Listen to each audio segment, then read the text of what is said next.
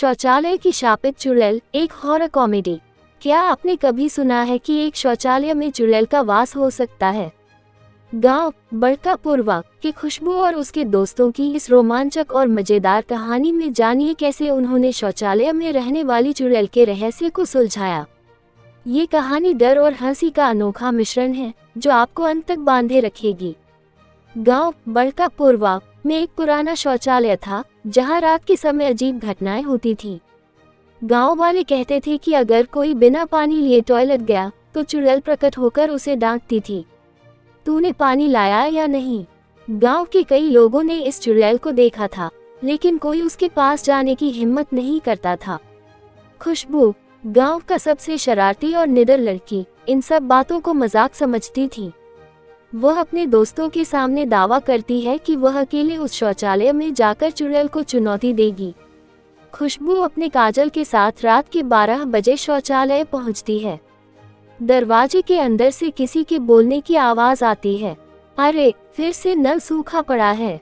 खुशबू दरवाजा खोलकर देखती है तो सामने हरी भरी डरावनी चुड़ैल बैठी होती है जो उसे घूर रही होती है। खुशबू भागकर गांव आती है और सबको अपनी कहानी सुनाती है। गांव के बुजुर्ग बताते हैं कि यह चुड़ैल कोई और नहीं बल्कि चंपाबाई नाम की महिला थी जिसकी 50 साल पहले हत्या कर दी गई थी।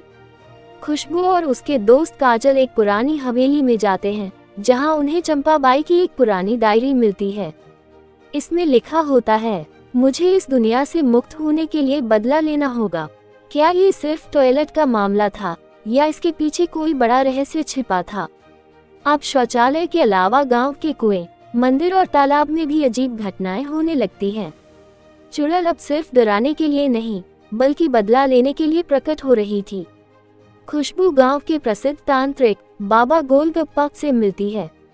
बाबा बताते हैं कि यह चुड़ैल 2 आत्माओं का मिश्रण है, चंपाबाई और उसकी सौतन की।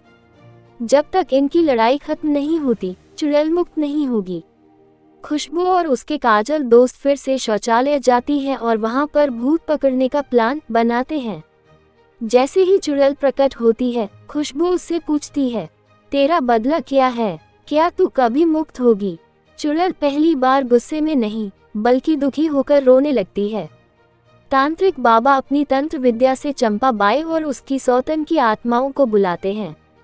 दोनों आत्माएं लड़ने लगती हैं, लेकिन खुशबू और गांव वालों की मदद से सच्चाई सामने आती है। चंपाबाई की सौतन निर्दोष थी, असली अपराधी तो गांव का ही एक पुराना जमींदार था।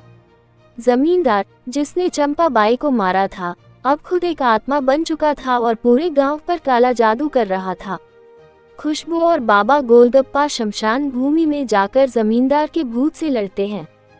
तांत्रिक बाबा अपनी शक्ति लगाकर चुड़ैल को मुक्त करने की कोशिश करते हैं, लेकिन जमींदार का भूत बहुत ताकतवर होता है।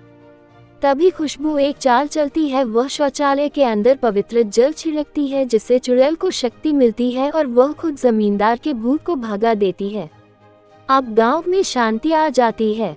चुड़ैल अब वापस नहीं आती, लेकिन खुशबू के घर के बाहर एक अजीब सा कागज पड़ा मिलता है जिस पर लिखा होता है, अब बाथरूम में साबुन रखने की जिम्मेदारी तेरी।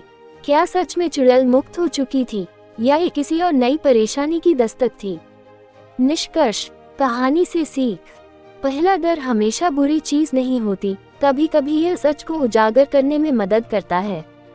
दूसरा, स्वच्छता सिर्फ मानवों के लिए नहीं भूतों के लिए भी जरूरी है। तीसरा, अगर कोई पुराना रहस्य गांव में हो तो काजल जैसा दोस्त जरूर होना चाहिए।